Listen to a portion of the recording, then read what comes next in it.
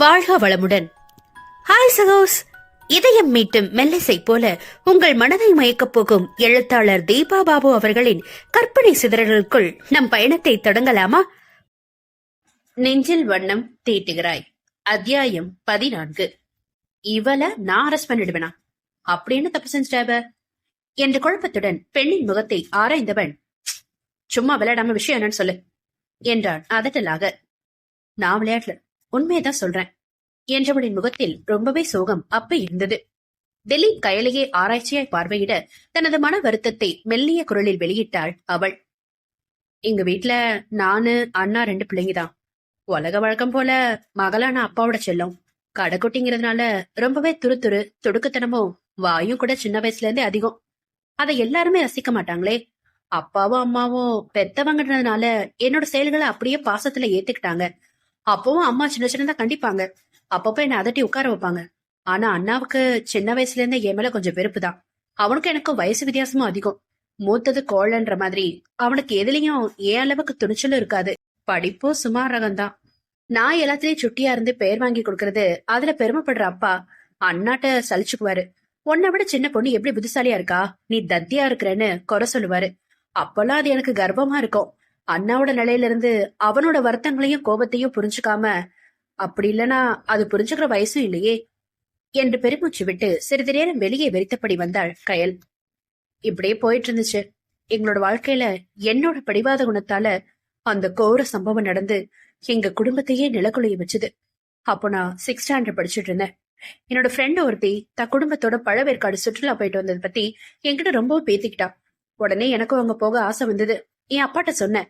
எப்பவுமே என்னுடைய ஆசைகளை மறுக்காம நிறைவேற்றி கொடுப்பாரு அப்பா. அன்னைக்கும் சரின்னு ஒத்துக்கிட்டாரு. எனக்கு ஒரே சந்தோஷம். மறுநாள் ஸ்கூல்ல ஃப்ரெண்ட்ஸ் கிட்ட எல்லாம் சொல்லி ரொம்ப பெருமையா பேசிக்கிட்டேன். திலீப்பிற்கு எதுவோ புரிவது போல் இருந்தது. ஞாயிற்றுக்கிழமை காலையில கிளம்ப முடியாதபடி அண்ணாவுக்கு நல்ல ஜுரம். அம்மா பட்டுன்னு ட்ரிப்ப கேன்சல் செஞ்சுட்டு வீட்டுல இருக்கலாம்னு முடிவு எடுத்துட்டாங்க. ஆனா என்னால அதை கொஞ்சமா ஏத்துக்கவே முடியல. போயே ஆகணும்னு அழுது அடப்பிடிக்க ஆரம்பிச்சேன். என்ன பிடிவாதம் உனக்கு? அண்ணா உடம்பு முடியாம இருக்கிறான்ல அப்படின்னு அம்மா என்கிட்ட சண்டை போட்டாங்க. நான் எதுக்கும் அசைஞ்சு கொடுக்காம, அவனுக்கு உடம்பு முடியலன்னா அவன் வீட்டுல இருக்கட்டும், நானும் அப்பாவும் போயிட்டு வரோம்னு கோவமா சொன்னேன். வர வர ரொம்ப அடம் பண்ற நீ அப்படின்னு அம்மா அடிக்க வந்தாங்க. அப்பா அம்மாவை சண்டை போட்டு அடக்கிட்டு என்னை கூட்டிட்டு கிளம்பிட்டாரு. அதுல எந்த அளவுக்கு நான் சந்தோஷமா இருந்தேனோ, அடுத்த அரை பொழுதுல ஏன் அவ்வளவு பிடிவாதம் பிடிச்சு அங்கேருந்து கிளம்பணும்னு கதறி அழுதுட்டு இருந்தேன் என்றவளின் விழிகளில் இருந்து மலவென்று கண்ணீர் வழிந்தது. என்ன நடந்திருக்கும் என்பதை திலீப்பால் சுலபமாக யூகிக்க முடிந்தது. எல்லாரும் நியூஸ் சேனல்ல பார்த்தோம், பேப்பர்ல படிச்சு கடந்து போகிற ஒரு விஷயம் எங்க வாழ்க்கையில தீராத துயரமா மாறிடுச்சு. பழவேற்காட்டுல படகு சவாரியப்போ எதிரே வந்த படகு எங்க படகோட மோதிருச்சு. விபத்துக்கு உள்ளாகி படகு கவிழ்ந்து எல்லாரும் ஏரியில மூழ்கிட்டோம். மூச்சுக்கு தவிச்சு நீர்ல மூழ்கி உயிருக்கு போராடி இருந்த நேரம் அப்பா என்னை காப்பாத்திட்டு தண்ணீர்ல தத்தளிச்சாரு. விஷயம் கேள்விப்பட்டு பக்கத்துல இருந்த மீனவர்கள் வந்து காப்பாத்துறதுக்குள்ள எல்லாமே முடிஞ்சு போச்சு. அப்பாவோட சேர்ந்து அன்னைக்கு 4 பேர் செத்து போயிட்டாங்க. அப்ப என்னால என்னையே மன்னிக்க முடியல. கரங்களின் முகம் புதைத்து மௌனமாக உடல் குலுங்கியவளை அருகில் இருந்த காருண்யா எழுந்து முட்டி போட்டு அமர்ந்து அவளை அணைத்தபடி ஆறுதலாக முதுகை வருடி கொடுத்தாள். தன்னை ஆதரிக்கும் பெரியவளுக்கு தான் ஆதரவாய் மாறி அரவணைக்கும் சிறுமியின் செயலை கனிவுடன் பார்த்திருந்தான் திலீப் குமார். நம்ம வாழ்க்கையில நீக்கமர இடம் பிடிக்க வேண்டிய சில உறவுகளை பாதியிலே இழக்கிறதுங்கிறது ரொம்பவே கொடுமையான விஷயம்தான். எத்தனை வருஷங்கள் கடந்தாலும் அதை நாம மறந்துட முடியாது கயல். என்னால அவன் வழிய புரிஞ்சுக்க முடியும்.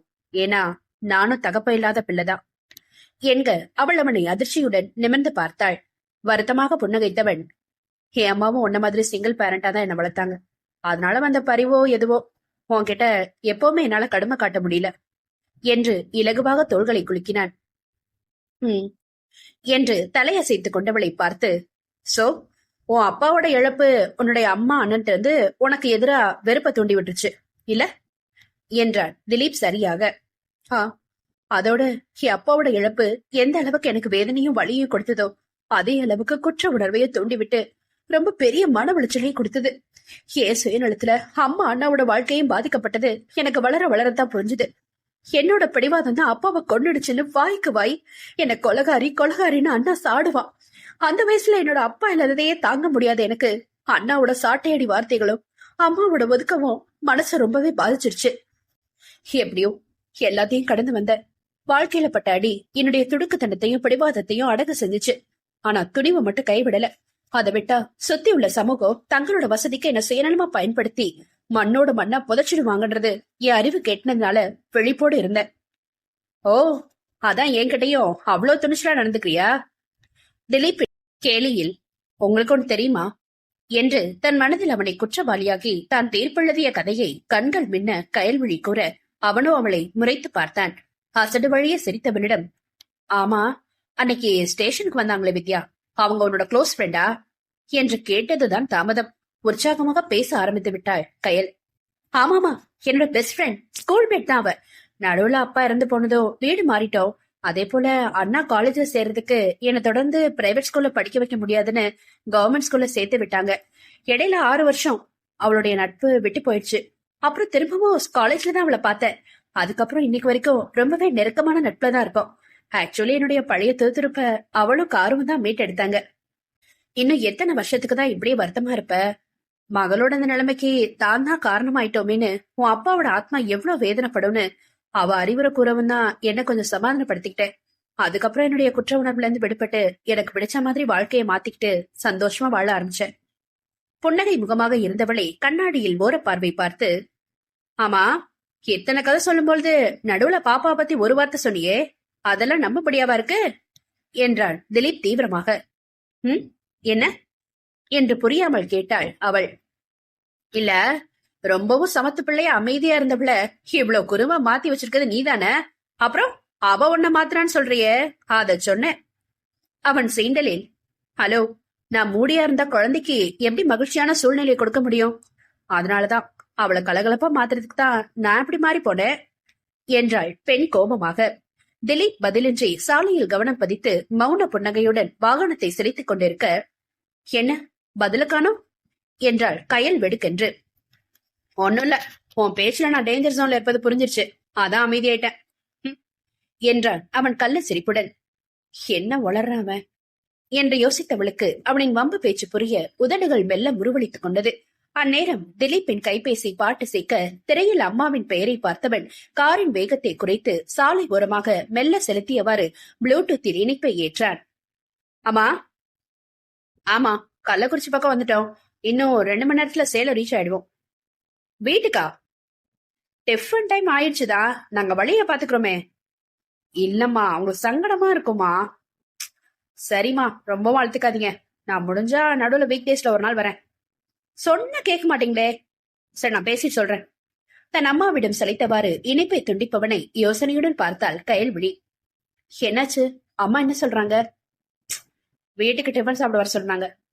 ஓ என சின்னதாக திகைத்தவள், உங்க ஊர் எது என்று விசாரித்தாள். ஆத்தூர், இன்னும் 1 மணி நேரத்துல வந்துரும். ஓஹோ, அதான் வர சொல்றாங்களா? ஆமா, போற வழி தானே, வீட்டுக்கு வான்னு ஒரே சண்டை. சரி சரி, எங்களை பஸ் ஸ்டாண்ட்ல டிராப் பண்ணிட்டு நீங்க வேணா வீட்டுக்கு போயிட்டு அப்புறம் கிளம்பி வாங்களே.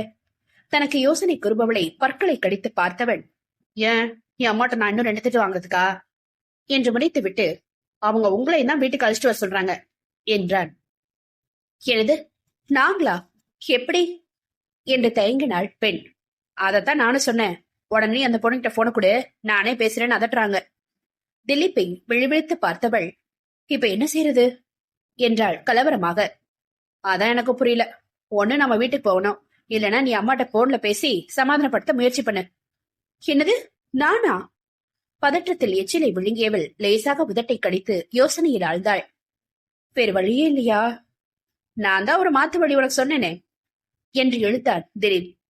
எது, உன் அம்மாட்ட நான் பேசுறதா என கடுப்புடன் நினைத்துக் கொண்டாள் கயல்.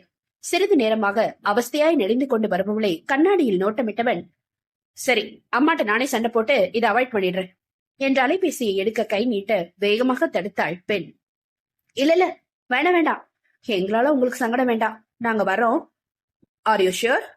எஸ் என்று தலையாட்டுபவளை ரகசிய சிரிப்பில் கண்கள் ஒளிர பார்த்தவன் அம்மாவை அழைத்து தங்களது வருகையை உறுதிப்படுத்திவிட்டு காரை பறக்க விட்டார்.